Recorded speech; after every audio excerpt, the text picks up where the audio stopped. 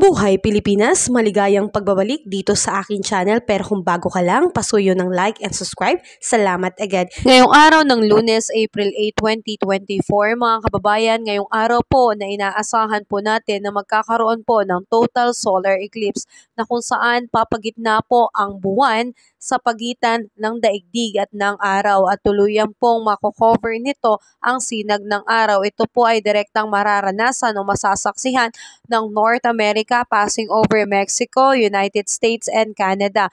Kaya mga kababayan, tayo po ay pinag-iingat, wag po tayong direktang tumingin sa araw upang masaksihan itong solar eclipse. Nawala po tayong specialized eye protection para sa solar viewing. Kaya mga kababayan, ingat po tayo dyan. At samantala ngayong araw, asahan po natin na magiging maaliwalas po ang ating panahon. Dulot po yan ng easterlies. Pero may tsansa pa rin po ng pagkakaroon po ng ulan or localized thunderstorm lalo na po sa hapon.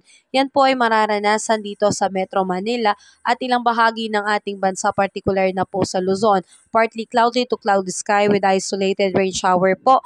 Easterlies po ang nakakaapekto. May tsansa pa rin po ng pagkakaroon ng flash flood and landslide. Samantalang sa ilang bahagi po ng ating bansa, particular na po dito sa Visayas, magkakaroon din po ng bagyang maulap hanggang sa meron pong kalat-kalat na mga pag-ulan. Kaya patuloy po tayong mag-antabay sa ating panahon.